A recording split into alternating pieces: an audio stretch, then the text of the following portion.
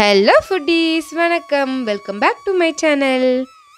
இன்றைக்கி நம்ம சேனலில் நான்வெஜ் டேஸ்ட்டில் ஒரு வெஜ் ரெசிபி தாங்க. இந்த ரெசிபி கண்டிப்பாக சின்னவங்கலேருந்து பெரியவங்க வரையும் எல்லாருக்குமே ரொம்பவே பிடிக்கும். இப்போ வாங்க வீடியோக்குள்ளே போகலாம். அதுக்கு முதல்ல ஒரு பாத்திரத்தில் தண்ணி சேர்த்துக்கலாம். தண்ணி நல்லா கொதித்து வந்ததுக்கப்புறமா அதில் க்ளீன் பண்ணி எடுத்து வச்சுருக்க வாழைப்பூவை சேர்த்துக்கலாம்.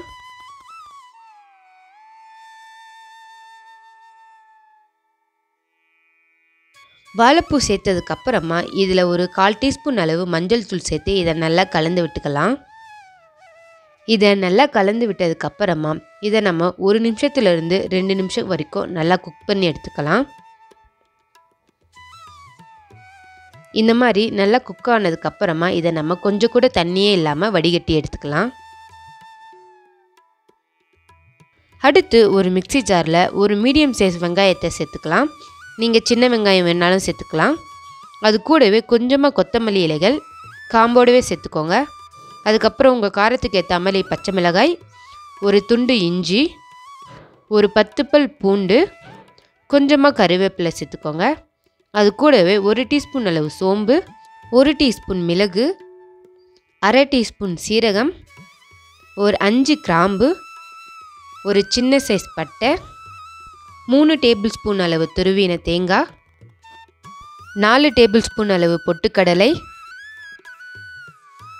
அப்புறம் சுவைக்கேற்ற மாதிரி உப்பு சேர்த்துக்கோங்க. அது கூடவே கொஞ்சமாக பெருங்காயமும் சேர்த்துக்கோங்க. அப்புறமா நம்ம முன்னாடியே வேக வச்சு எடுத்து வச்சுருந்த வாழைப்பூவை இதில் சேர்த்துக்கோங்க. வாழைப்பூவெல்லாம் சேர்த்ததுக்கப்புறமா இதை கொஞ்சம் கூட தண்ணியே இல்லாமல் நல்லா மிக்சியில் அரைச்சி எடுத்துக்கோங்க.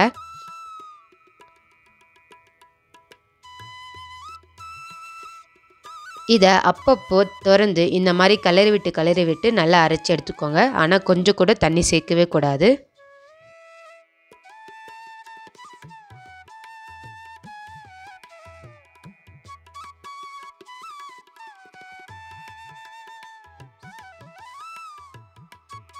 இந்த மாதிரி அரைச்சி எடுத்துக்கோங்க. இதை ரொம்ப அரைக்கணும்னு அவசியம் இல்லை. இந்த மாதிரி இருந்தாலே போதுமானது. ஆனால் தண்ணி மட்டும் சேர்க்கவே கூடாது.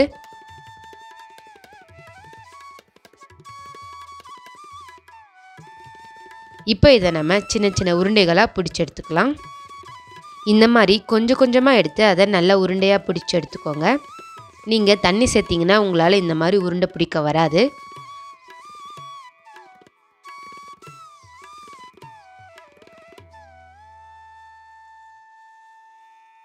இந்த மாதிரி எல்லா உருண்டைகளும் பிடிச்சி எடுத்ததுக்கப்புறமா இதை ஒரு 10 நிமிஷத்துக்கு ஃப்ரிட்ஜில் வச்சு எடுத்துடலாம். 10 நிமிஷத்துக்கு அப்புறமா இதை எண்ணெயில் ஃப்ரை பண்ணி எடுத்துக்கலாம். இப்போ நம்ம பிடிச்சு வச்சுருக்க உருண்டையெல்லாம் எண்ணெயில் ஒன்று ஒன்றா சேர்த்துக்கலாம். எண்ணெயோட ஹீட் வந்து மீடியம் ஃப்ளேமில் இருக்கணும், ஹை ஃப்ளேமில் இருக்கக்கூடாது. அதே மாதிரி லோ ஃப்ளேம்லேயும் இருக்கக்கூடாது. ஹை ஃப்ளேமில் இருந்தால் கருகிடும், லோ ஃப்ளேமில் இருந்தால் எண்ணெய் நிறைய குடிக்கும். ஸோ மீடியம் ஃப்ளேம்லேயே வச்சு இதை நல்லா குக் பண்ணி எடுத்துக்கோங்க. 30 செகண்ட்க்கு ஒரு வாட்டி நல்லா எல்லா பக்கமும் திருப்பி போட்டு இதை நல்லா குக் பண்ணி எடுத்துக்கோங்க. நம்ம சேர்த்த உருண்டைகள் எல்லாம் நல்லா கோல்டன் ப்ரௌன் வரணும், அந்த அளவுக்கு நல்லா குக் பண்ணி எடுத்துக்கோங்க.